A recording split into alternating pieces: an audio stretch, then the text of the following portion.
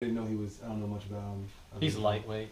Yeah, he's a pretty big deal. I didn't know. Like, he has this book. It's called The Brief History of like Everything. Yeah.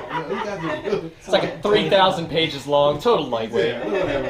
Yeah, exactly. That's how I felt like I was walking through. Whoa! Yeah. I stepped in this whole realm like 2 days ago. So I need some time. You got to remember, Wilber is an awesome writer and thinker, and the thing to remember is that Erdogan is the map, but you're the geography, you're the territory.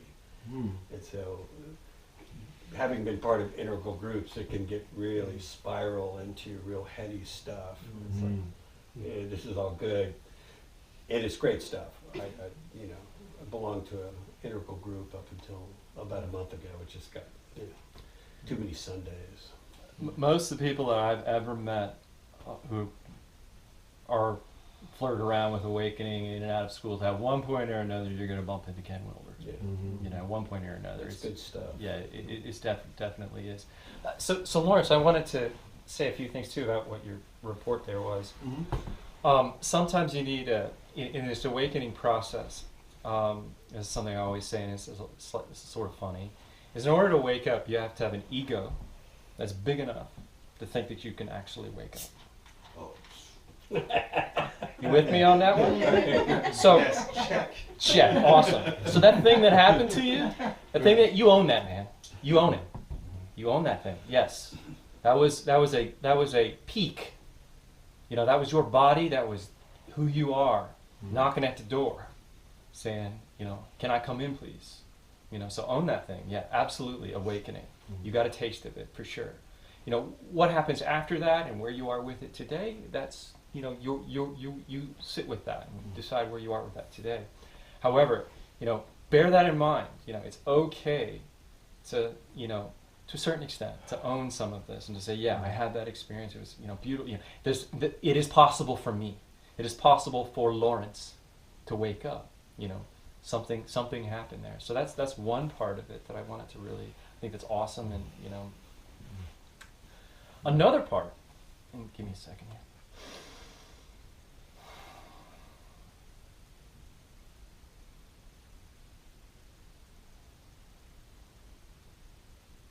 You had mentioned about your post awakening experience, glimpse, concern.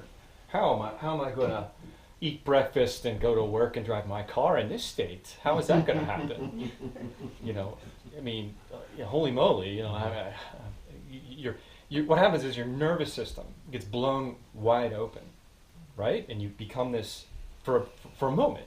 You become this well of emptiness, of love, as you say. And your nervous system isn't used to it, and it can seem overwhelming. And how is it? And immediately your mind will attach to it and say, "This is awakening. This is it. How am I going to now live in this space the rest of my life?" I know from direct experience, been there, man. I was like, holy shit, how am I gonna, oh yeah, I can't drive my car in this condition. Right. Rest assured, your body you'll be okay. For really one big reason, most of us, when we start this process of having glimpses of awakening, of having our, this door knocked on. Usually that experience is a deep dive into the ocean, let's call it.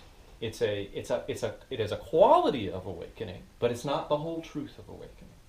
So for instance, I wanted to share this with you. So right now, I'm experiencing what I regularly call the peak experience quality of awakening, which is similar to your experience that you had, where the whole body is open, my peripheral vision is wide, and there's more of a diffuse sense of light. My muscular system is relaxed, I'm present in the body completely. Like it's as if I've had a couple of drinks of wine, right? No alcoholic side effects, but I can completely feel my legs, the body. It's blissful. It's truly blissful. And it creates this condition where you've got no agenda other than to be completely present in the moment. Your breathing is deeper. You're more connected to the ground. That's just a beautiful serenity and grounded quality to it. That's not the whole truth of awakening. Awakening, that's a beautiful peak experience, is like the flower blooming part, and that comes and that goes, and that comes and that goes. The marriage part of awakening is really what is to me is the most beautiful part. It's without the bells and whistles, but it's also without something else which is very significant. It's without the pain of separation. It's without the pain of this depression.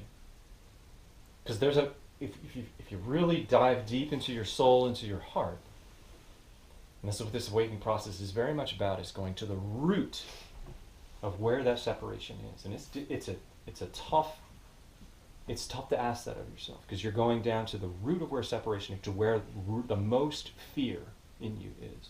And so to meet that, and to see it, and to hold it, and to allow it completely in, and to be finally rid of that, that gnawing sense of something's missing.